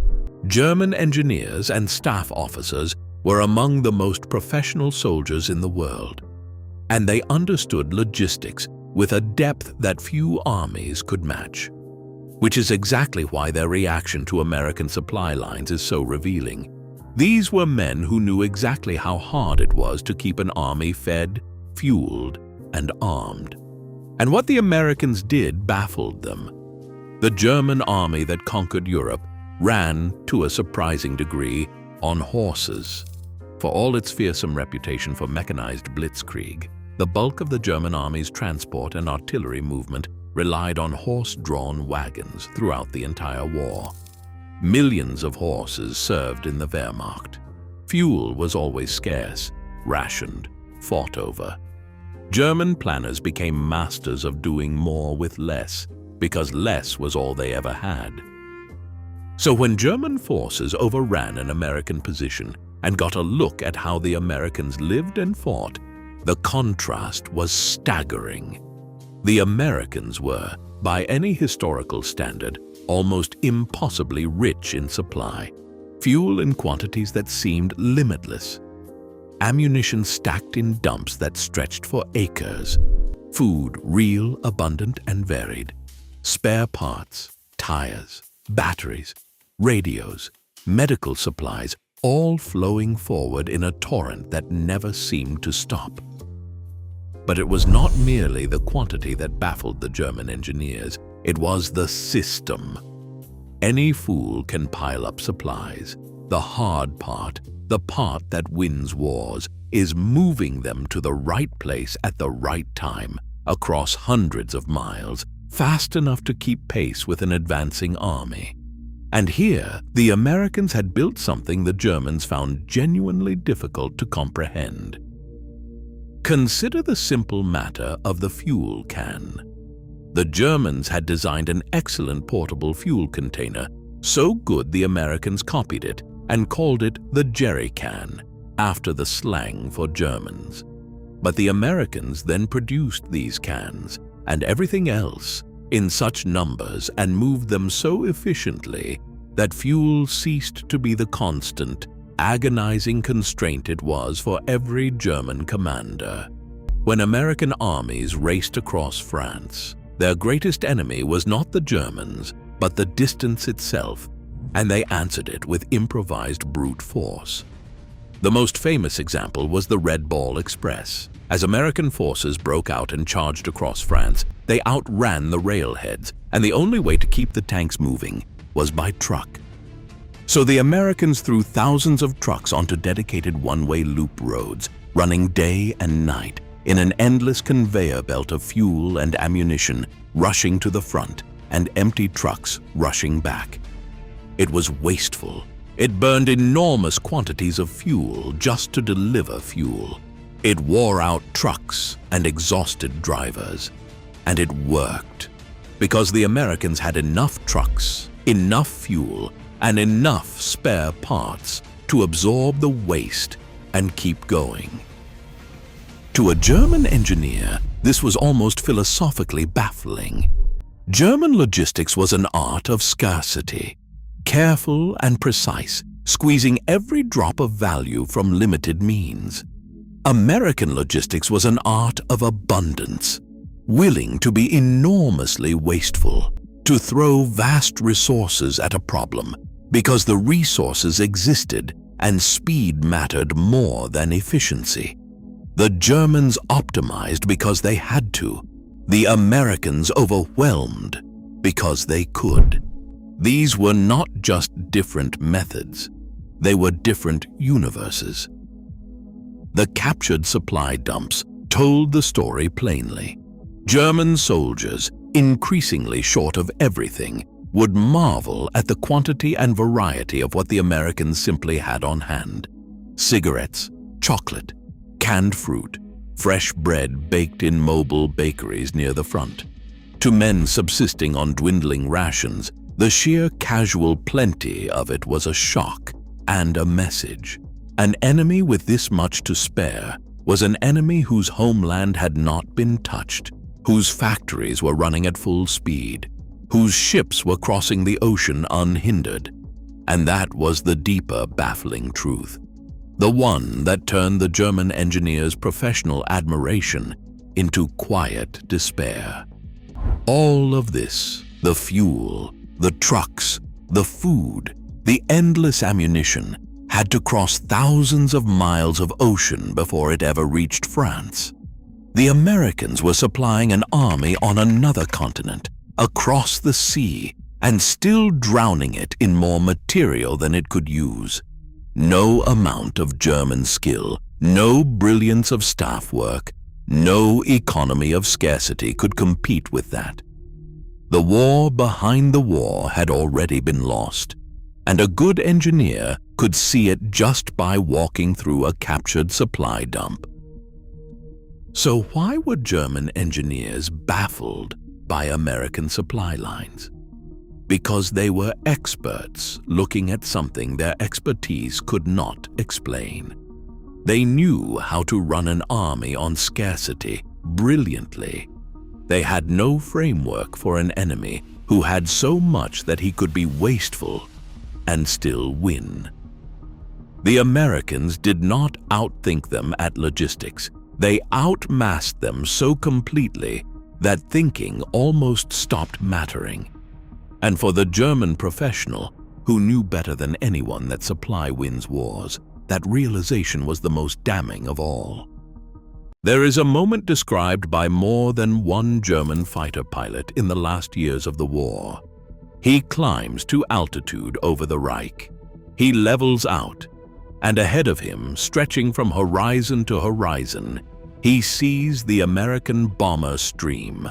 Hundreds, sometimes more than 1,000 four-engined bombers flying in tight boxes, glinting in the high sun.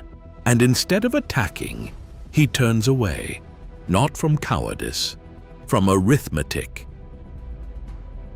To understand why an experienced German pilot would refuse that fight, you have to understand what he was looking at.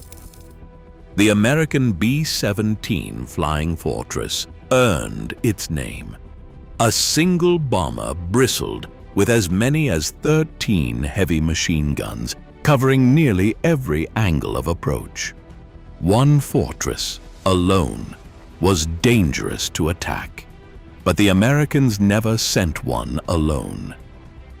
They flew in what they called the combat box, a stacked, staggered formation in which the guns of every bomber overlapped with the guns of its neighbors. A fighter diving into that formation flew into a cone of fire from dozens of aircraft at once.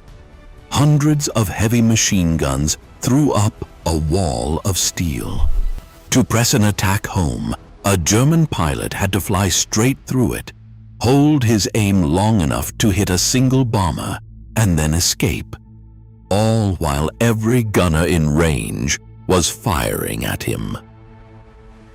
Early in the campaign, the Germans found an answer. They learned to attack from head-on, where the bombers' forward defenses were weakest, closing at terrifying combined speed. They took a fearful toll. There were raids where the Americans lost so many bombers that the campaign itself hung in the balance. For a time, the German fighter force believed it could win, that it could make the cost of daylight bombing too high for the Americans to bear. And then came the thing that broke them.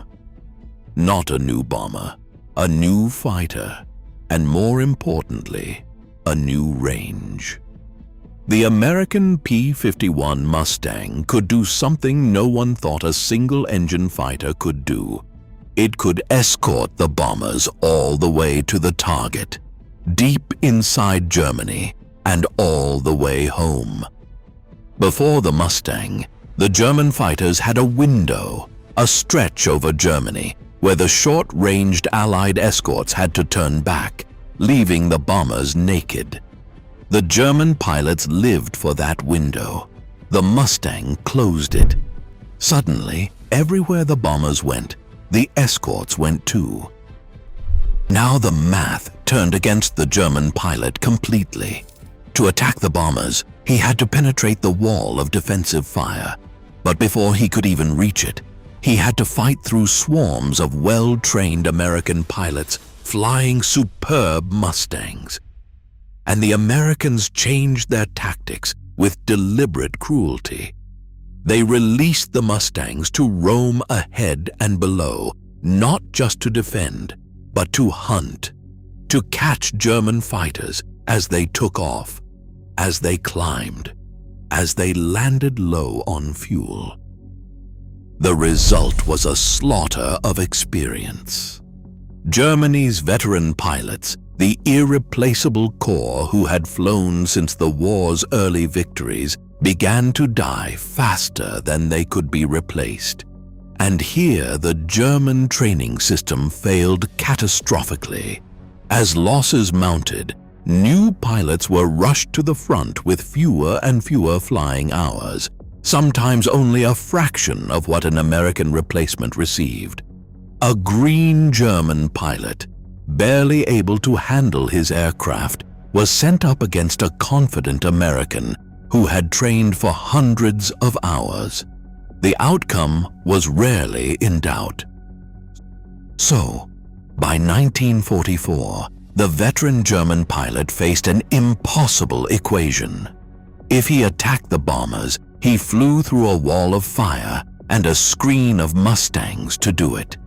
If he survived, he would have to do it again tomorrow and the day after until the odds caught up with him.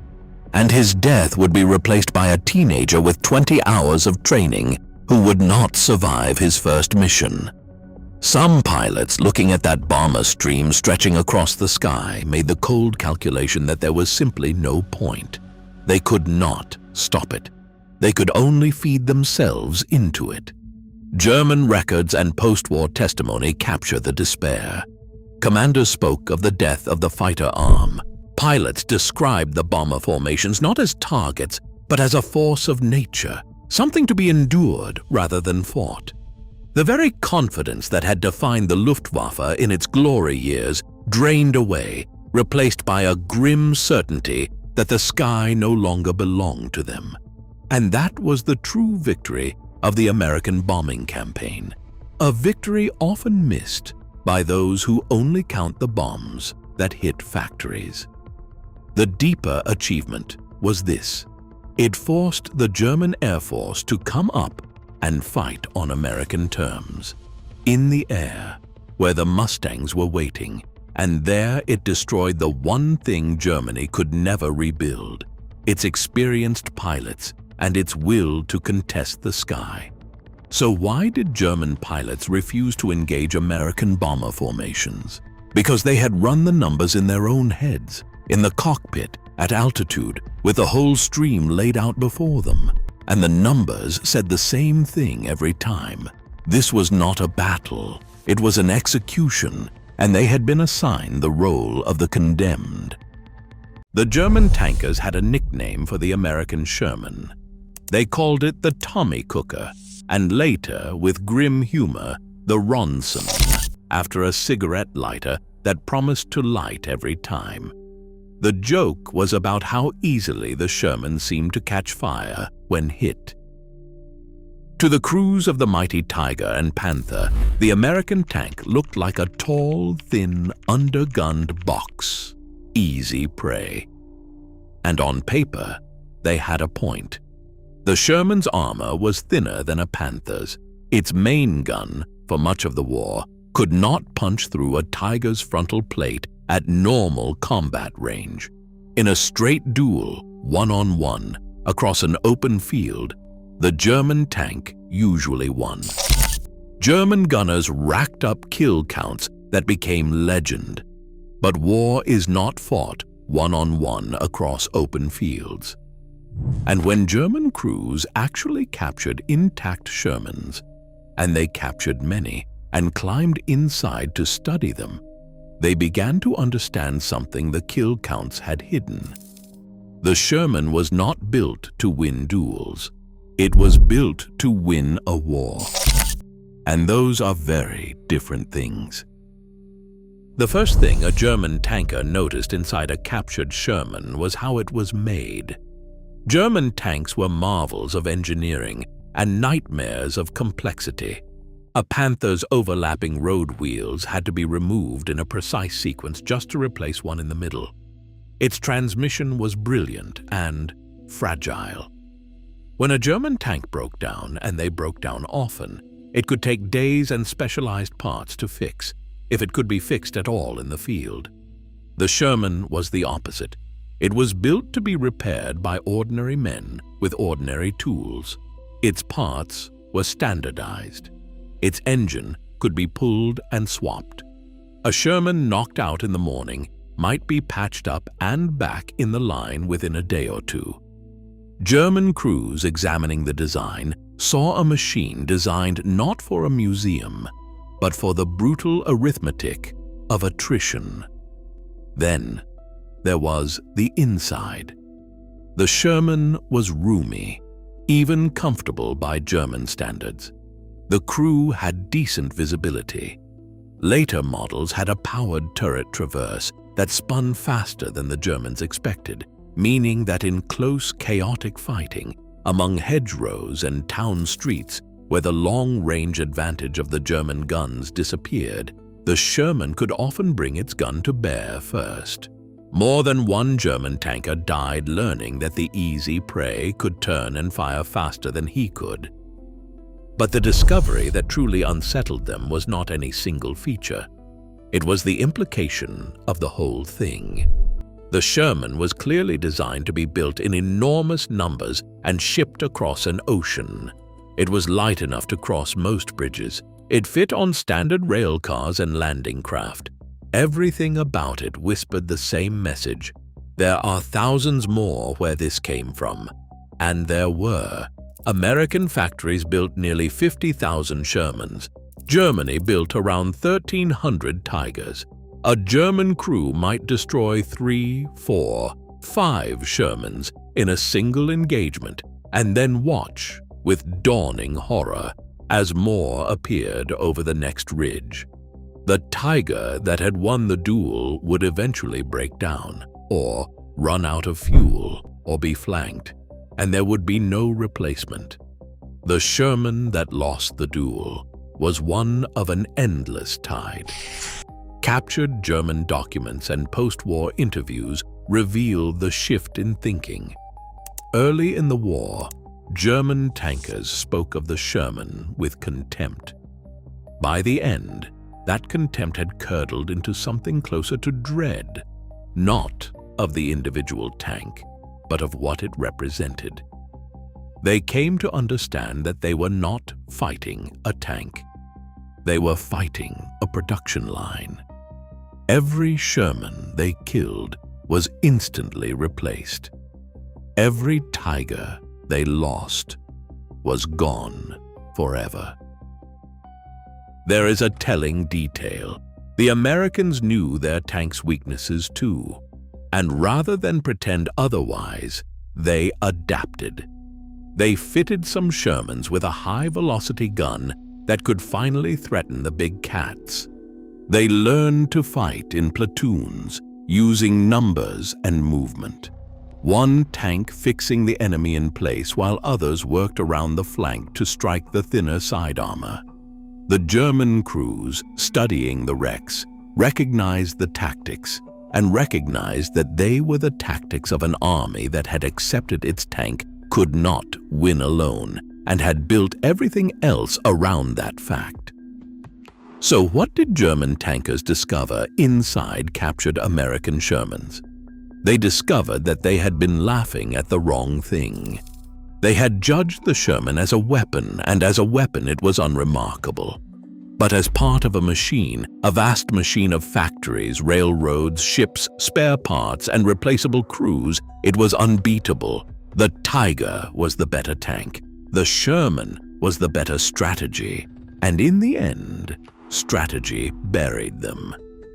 A wounded German soldier, captured on the Western Front, expected one of two things. Either he would be shot, or he would be left to die slowly in some overcrowded enemy pen, far from help. That was what years of propaganda had told him to expect. That was what he believed about his enemy. And so the thing that stunned so many German prisoners was not cruelty. It was the opposite. It was being saved. When a wounded German was taken by American forces, he often found himself moving through the exact same medical chain as a wounded American. A medic, sometimes the same medic who had just treated the GI in the next foxhole, would kneel beside him, stop his bleeding, and tag him for evacuation. He would be carried back the same way, treated at the same aid stations, operated on by the same surgeons. To a German soldier raised on the idea of a merciless enemy, this was almost impossible to process. Interrogators and chaplains recorded their reactions again and again: confusion, suspicion, and then a kind of shaken disbelief. Some prisoners assumed it was a trick. Others wept. Many simply could not understand why the men they had been trying to kill an hour earlier were now working to keep them alive. But what truly stunned them was not just the kindness. It was the sheer capability behind it. The American medical system was a machine of survival on a scale the German army, especially late in the war, could no longer match. And at the heart of it was a substance that seemed almost magical to men used to watching wounds turn fatal: penicillin. For most of human history, the great killer of soldiers was not the wound itself, but what came after infection.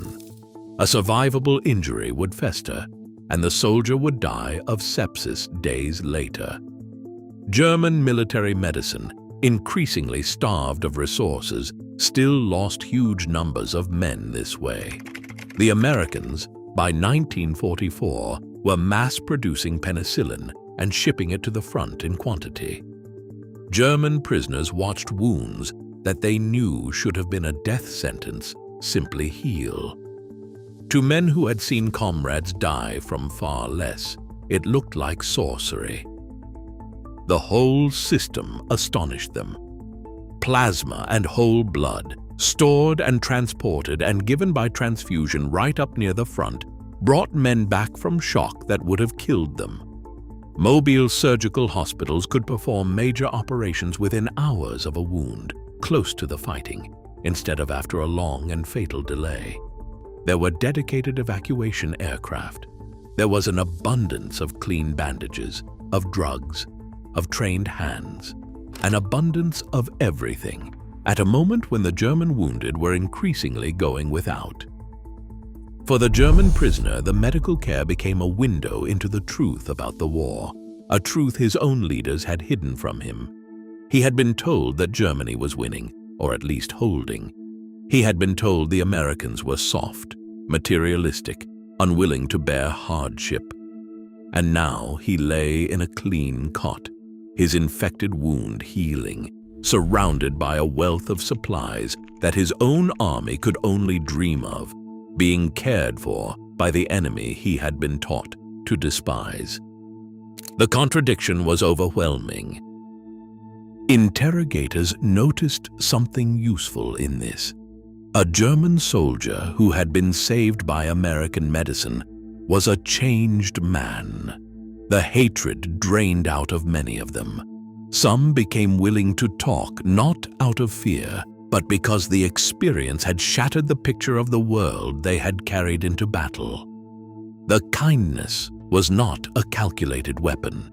It flowed from the simple principle that a wounded man is a patient first and an enemy second. But it had the effect of a weapon all the same. It broke their belief in the cause they had been fighting for. There is a deeper lesson in those field hospitals, and German veterans grasped it even as they lay recovering. The same industrial might that filled the sky with bombers and the roads with tanks also filled the hospitals with penicillin and plasma. The abundance that won the battles also healed the wounded on both sides. It was the same machine. A nation that could produce so much that it had enough left over to save its enemies was a nation that simply could not be beaten by want. So what stunned German prisoners of war about American field hospitals? It was the discovery that the enemy they had been taught to fear as monsters had built the most humane and capable medical system on Earth and had chosen to extend it to them. In a war defined by industrial death, they found themselves saved by industrial mercy. And for many of them, lying in those cots, healing from wounds that should have killed them, it was the moment they first understood that the war was already lost, and perhaps that it had been fought for the wrong side. Of all the things that revealed the truth of the war to the German soldier, one of the most powerful was also one of the most ordinary: food. It sounds trivial next to tanks and bombers and artillery, but to a hungry man on a losing front, the contents of a captured American ration told a story about the war that no general's speech and no propaganda broadcast ever could. And what German soldiers said about American rations reveals, in the smallest detail, the vast gulf that decided the conflict. Let us be honest first about the American rations themselves. The American soldier, given the chance, complained about his food constantly. The canned C ration, eaten meal after meal, grew monotonous and was the subject of endless griping. The K ration, meant for short periods, was nutritionally adequate but uninspiring when eaten too long. By the standards of a man eating in a good kitchen back home, American field food was dull and repetitive, and the GIS let everyone know it. This is worth remembering because it makes the German reaction all the more striking. To the German soldier, especially in the later years of the war when the German supply system was failing, American rations were a revelation. Where the German often subsisted on hard bread, thin soup, and whatever could be scrounged. The captured American ration contained things that seemed almost luxurious. Canned meat, cheese, crackers, fruit, coffee, real coffee, when the Germans were drinking bitter substitutes. And then the things that astonished them most: chocolate, chewing gum, sugar, and cigarettes, all included as a matter of course in every ration for every ordinary soldier. Think about what that communicated. The German soldier was not looking at a feast prepared for generals. He was looking at the everyday field ration of a common American infantryman, and even that contained small luxuries that the German army could not provide to anyone. If this is what the enemy gives his ordinary soldiers, the German must have thought, what kind of country stands behind him? The ration was a window into an economy so abundant that it could afford to put chocolate and cigarettes in the pack of every single man at the front, on another continent, across an ocean. German accounts and the records of prisoner interrogations capture this reaction vividly. Soldiers spoke of the shock of opening American supplies, of the variety and richness of items they had not seen in months or years. For men who had been told that Germany was holding strong and that the enemy was being worn down, the physical evidence in their hands said the opposite. You cannot argue with a chocolate bar. You cannot propagandize away the sight of cigarettes and canned fruit handed out to every enemy private. The ration was the truth, and it was undeniable. This was, in a quiet way, one of the most effective forms of psychological warfare in the entire conflict, and it was not even intended as such. The Americans fed their soldiers well by the standards of an army in the field, simply because they could, and because they valued the morale and health of their men. But the effect on the enemy was profound. Every captured ration, every overrun supply dump full of food hammered home the same message: this enemy is not running out. This enemy has more than it needs.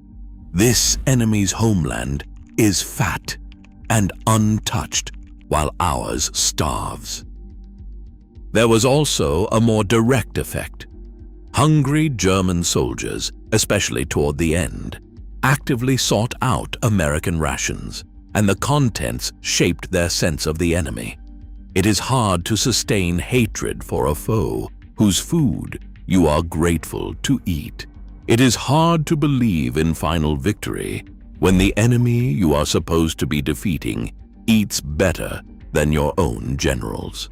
The small comforts in the American ration did quiet, corrosive work on the German soldier's morale and his faith in the cause. Number 17. Meatloaf with tomato glaze and green beans. And behind the ration, as always, stood the machine. The same logistics network that delivered fuel and ammunition delivered food. Fresh bread from mobile bakeries near the front, hot meals when conditions allowed, and that endless supply of canned and packaged plenty. The ability to feed millions of men well across oceans and continents was itself a staggering achievement of production and organization. The chocolate bar in the ration was the end point of the same vast system that built the tanks and the ships. It was industry you could taste. So what did German soldiers say about American rations? They spoke of astonishment, of envy, and beneath those, of a dawning understanding. In the small, ordinary contents of an enemy ration, the coffee, the chocolate, the cigarettes handed out to every private as a matter of routine, they read the verdict of the war. They were not just being outproduced so completely that the enemy's ordinary soldiers lived better in the field than they did. And a man who grasps that, holding a captured chocolate bar in a cold foxhole, has already begun to understand how the war must end.